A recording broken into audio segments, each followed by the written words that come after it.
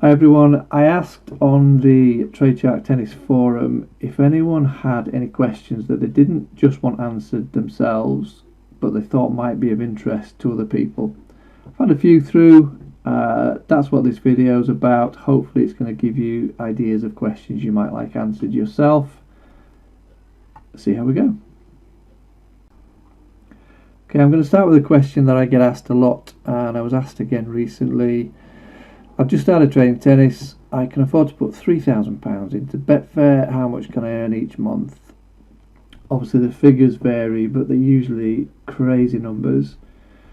The amount of money you can afford to put into Betfair has got sod all to do with your ability to make money with it. I always advise people when they ask me this sort of question to forget about making money. You've just started out. Concentrate on learning the markets, getting consistent, and you're going to do that with small stakes. You're going to make errors, you can't avoid that. I'd see no point in having those errors cost you a lot of money. It makes no sense.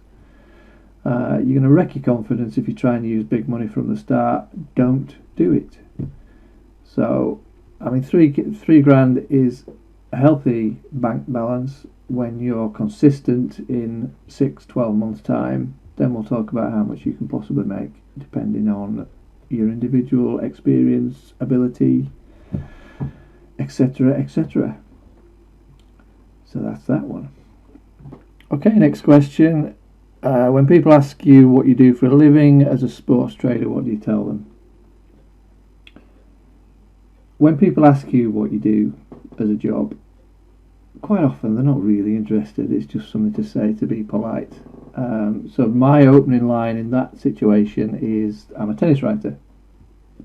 Not too boring, unless they're interested in tennis and sports. They're not going to push for any more. Occasionally they do, and I will then explain genuinely what I do.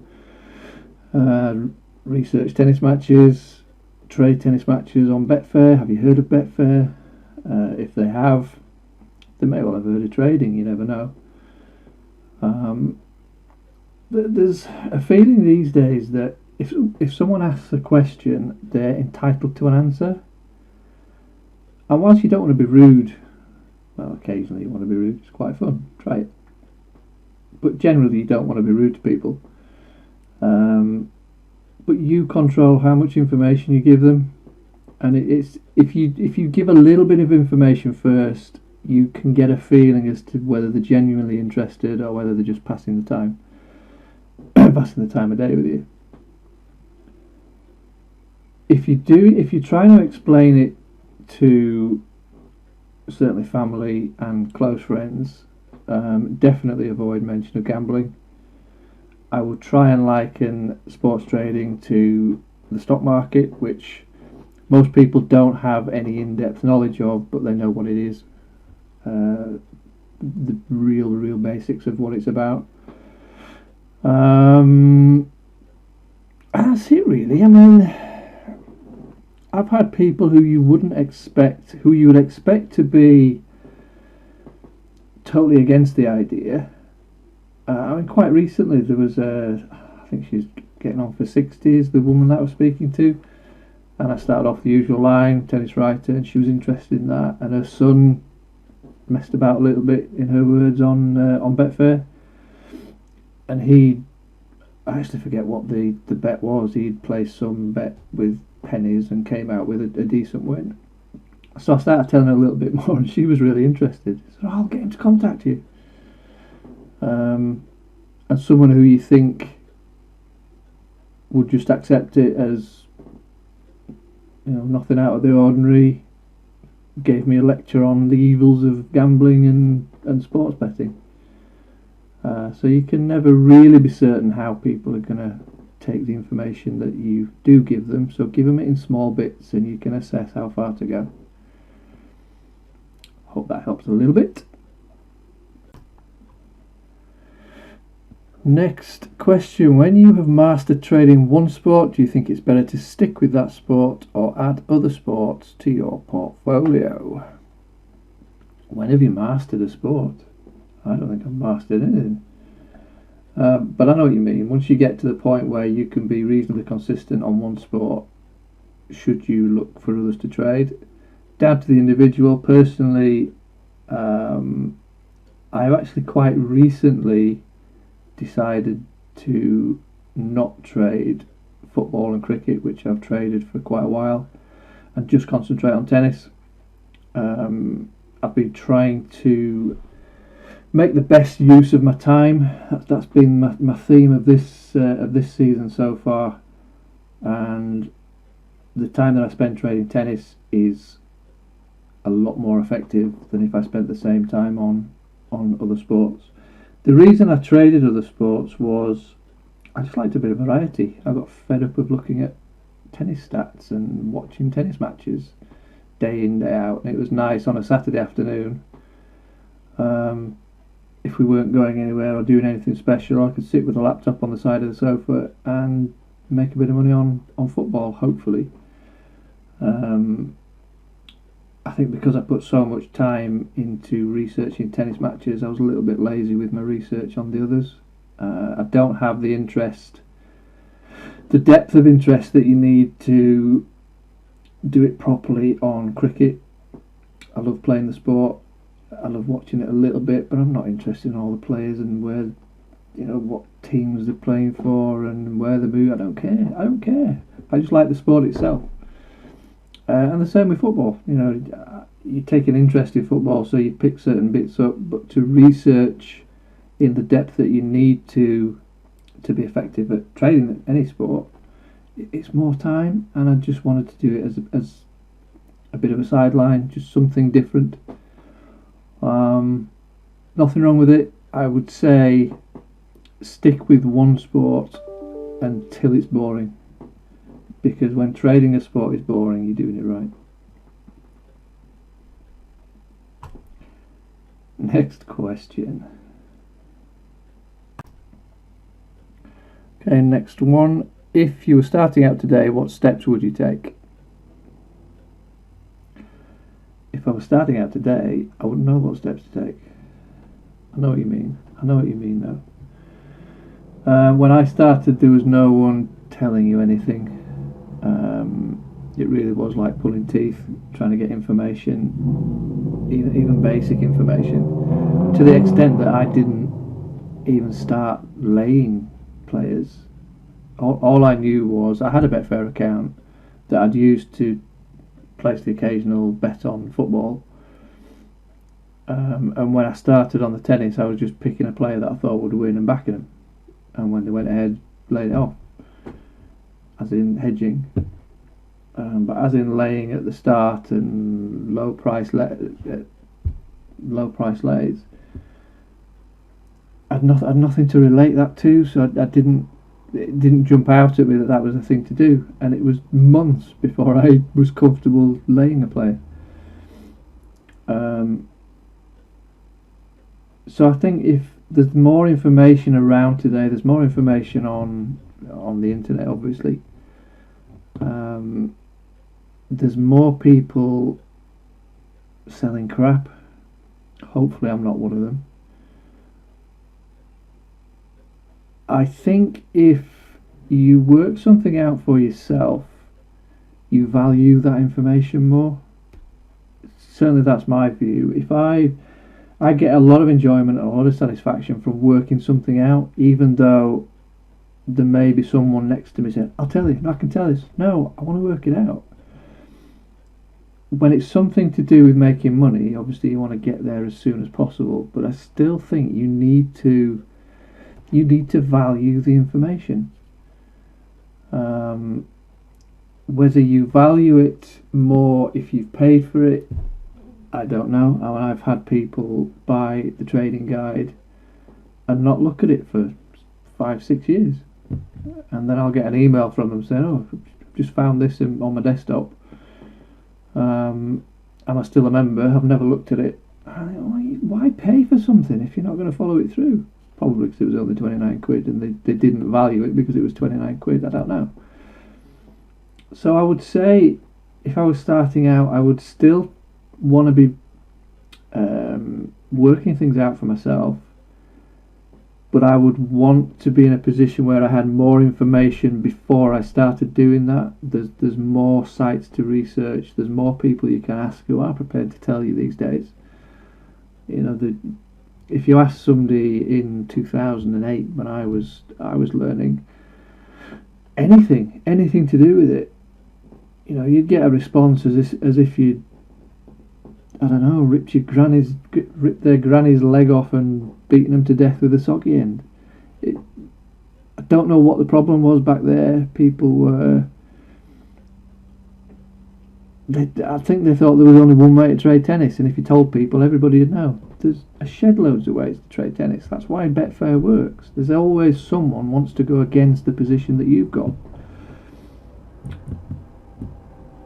So I suppose that's, if I had the insight or any sort of insight about starting afresh, and obviously the question is, how would you start now? What advice would I give to someone starting out? And it's what I've said there. Work a bit out for yourself, but get some information. It's easier to get these days.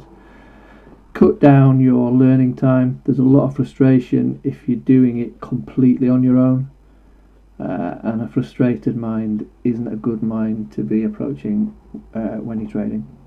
I think that covers that one. Okay, last question for this video. If you had the chance, would you handle moving from trading as a hobby to trading full-time differently? Hell yes. Where do I start?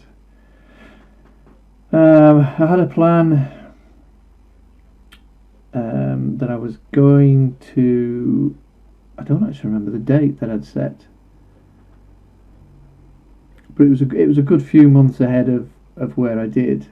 I took a week off work for the second week of Wimbledon. I wanted to take the first week off, but couldn't get that week.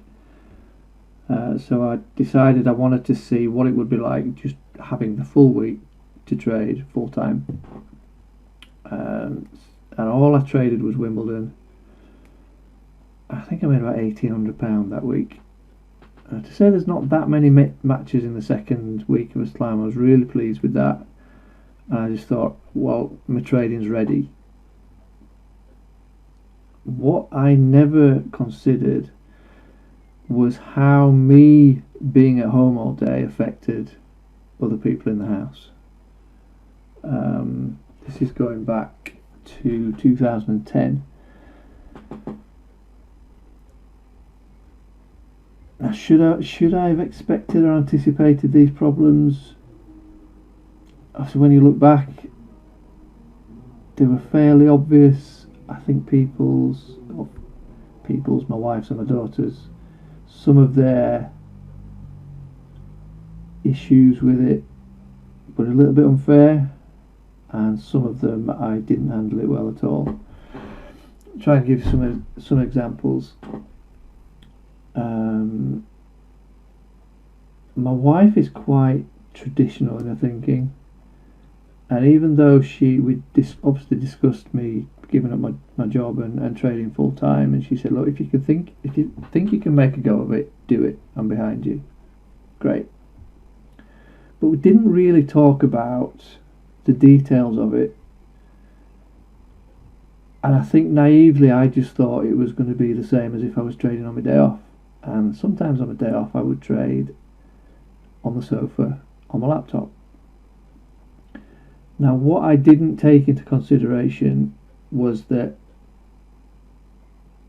when I was out at work and it was their day off, say it was my daughter's day off, she was 16, 17 at the time, she had the house to herself because her mum would be out at work as well, and all of a sudden she's got me sat on the sofa. She hasn't got she can't slob around and leave her plates all over the place until the last minute and stuff like that. And we weren't getting on that well back then.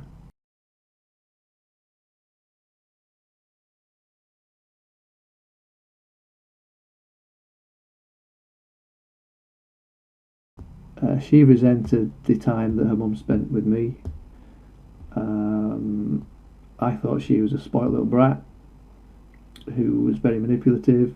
She was very manipulative. She was a spoiled brat, she still is. So that she would take any opportunity to complain about things I was doing, and obviously I can't enjoy my day off because he sat there. So that caused problems because my wife felt she was stuck in between the two, which I understand.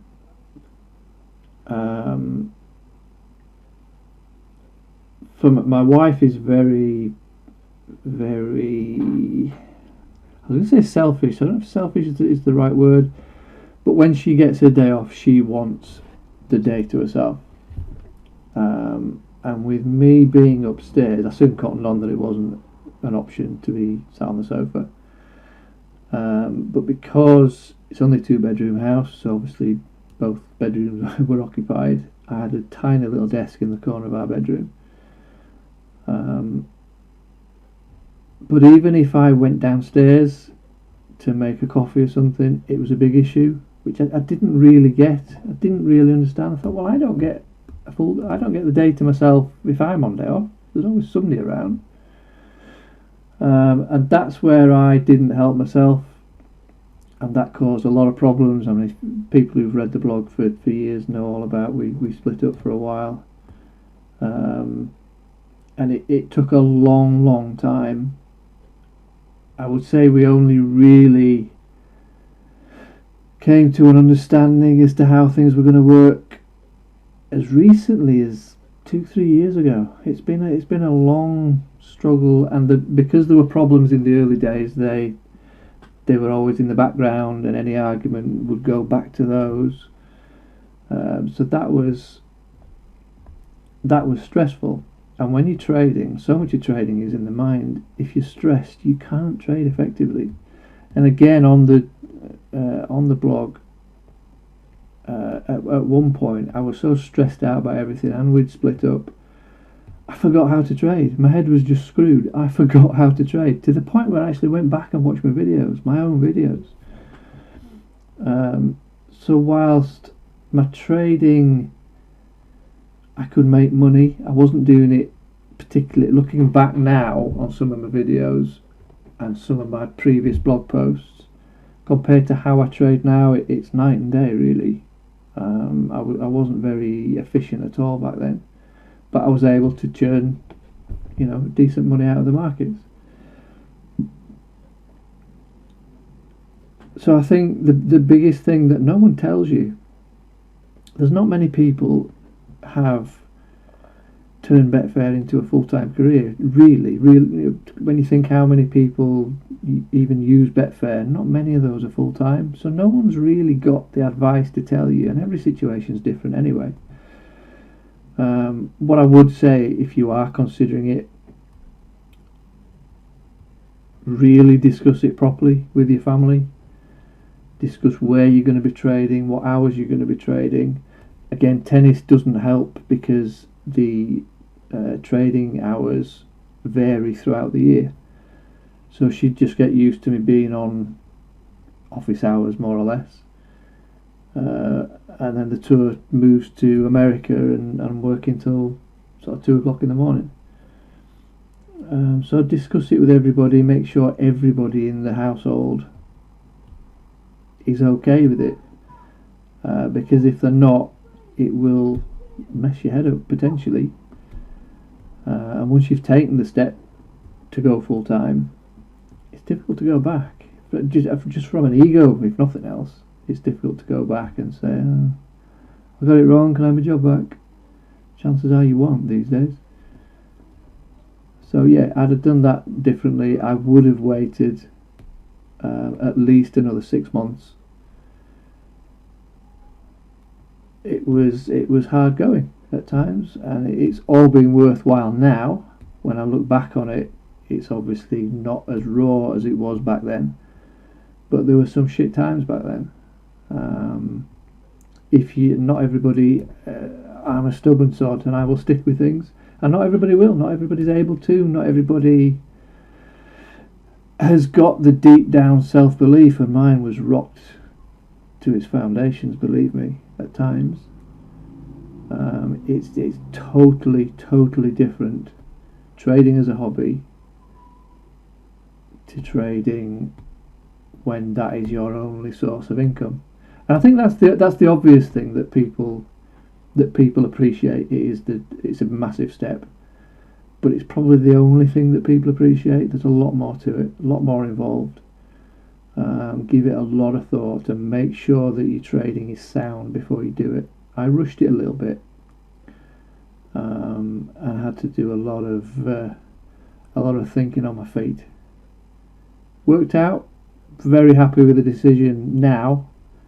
Really couldn't be happier with it now, but it's been a slog, and it didn't really need to be quite that difficult. And on that note, I think I will end the first of these videos. Hopefully this has given you some ideas as to questions that you might like to ask that might be of interest to other people, and hopefully see you on the next one. Thanks for watching.